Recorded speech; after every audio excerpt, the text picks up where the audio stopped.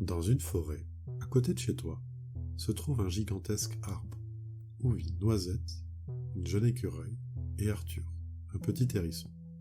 Tous les deux vivent près de l'arbre. Noisette vit dans les branches, et se balade de branche en branche à la recherche de noisettes et de noix, pour faire les provisions pour cet hiver.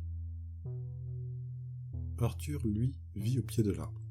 Il se nourrit principalement de petits insectes, de moustiques, ce qui permet aux animaux de la forêt de s'endormir tranquillement, sans ces petits insectes aux alentours. La nuit arrivant, Noisette descend de l'arbre pour discuter avec son ami le hérisson, pour raconter les exploits de la journée. Noisette raconte combien de noisettes et de noix elle a trouvé aujourd'hui. Arthur lui raconte sa mésaventure avec les moustiques. Plusieurs moustiques ont attaqué Arthur, mais la nuit tombée, les moustiques ne pouvaient plus le voir. Ils sont alors repartis. Lorsque la nuit plonge le jour dans le noir, de petites lucioles apparaissent autour de l'arbre. Elles permettent d'illuminer légèrement le terrier d'Arthur et la chambre de Noisette. Pendant que les lucioles virevoltent autour de l'arbre, Noisette, elle, remonte dans sa chambre, et Arthur s'installe dans son terrier. Et même s'ils ne sont pas dans la même pièce, ils peuvent s'entendre et se rassurer, comme le font deux amis.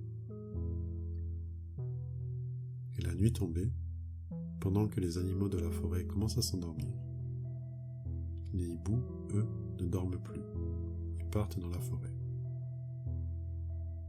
Noisette, elle, range toute sa réserve pour s'endormir. Elle s'amuse à compter et à s'assurer que toutes les noix et noisettes sont pareilles. Et si une est différente, elle la jette. Elle commence. 1, 2, 3. La jeune écureuil sait que chaque noisette qu'elle compte l'emmène de plus en plus à s'endormir. 4, 5.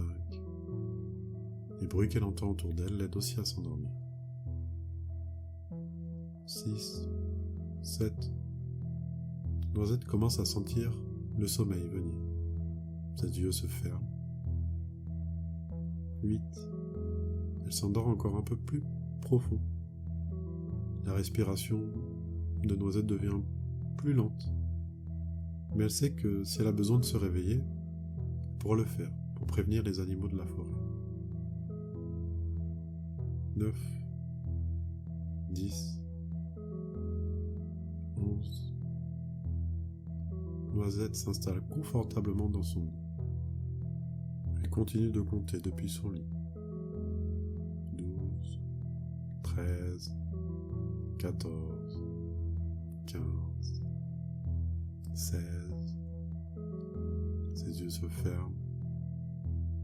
Mais elle continue de compter. Et elle s'endort un peu plus.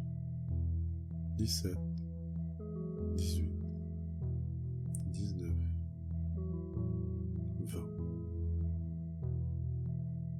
Et Noisette dort profondément dans ses rêves.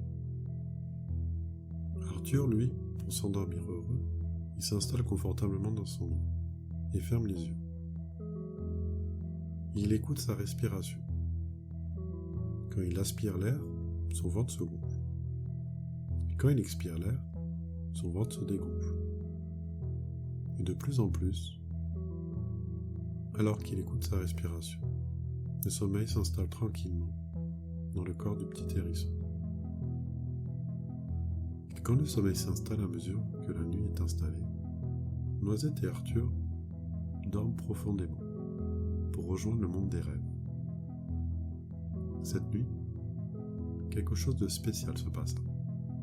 Arthur, le petit hérisson, se retrouva dans le rêve de Noisette, la jeune écureuil.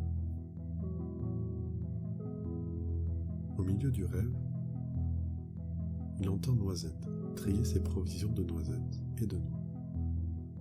D'un seul coup, il entend Noisette s'écrier. « Ah non, celle-là est différente. » Et elle jeta la noix. Arthur, en dessous, se prit la noix sur la tête. Et à cause de cela, Noisette avait fait mal à Arthur. Et à cause de ça, Noisette continua de jeter les noix et les noisettes qui sont différentes. Et Arthur, lui, continue de recevoir sur lui les noix et les noisettes. Mais les petits pics d'Arthur amortissent la chute. Mais il pouvait quand même sentir les noix et les noisettes tomber sur lui. Le tri sembla s'arrêter, et d'un seul coup, comme dans un rêve, l'hiver arriva. Arthur était content. Toutes les noix et noisettes que la jeune écureuil avait enlevées de sa maison vont permettre au petit hérisson de supporter l'hiver. Quant à Noisette, à cause de toute la sélection de noisettes, elle n'avait plus de provisions pour l'hiver. Elle descendit donc de l'arbre pour vérifier que les noix et noisettes qu'elle avait jetées étaient toujours là. Et elle trouva Arthur entouré d'une montagne de provisions. Noisette se sentit un peu coupable en voyant que son ami hérisson avait reçu toutes ces noix et noisettes sur la tête. Mais elle était aussi curieuse. Elle demanda à Arthur si elle pouvait goûter les noix et noisettes qu'elle avait laissées tomber. Arthur accepta bien évidemment et lui dit « Tu sais, même si elles sont un peu différentes, elles sont toujours bonnes. C'est l'intérieur qui compte, pas l'extérieur. » Noisette croqua dans une noix qu'elle avait jetée. Elle fut surprise de découvrir qu'elle était délicieuse. Grâce à cela, Noisette comprit qu'il ne faut jamais juger un aliment par son apparence. Tout ce qui est différent peut être aussi bon. Et grâce à ça, ils partagèrent également un bon repas, riant de leur mésaventure dans ce rêve. Et grâce à cela, ils s'endormirent de nouveau le cœur léger, sachant qu'ils avaient appris à s'accepter et à apprécier leurs différences. Noisette compta ses noix, non pas pour s'endormir, mais pour se souvenir de l'importance de chaque petite chose, même si elle semble différente.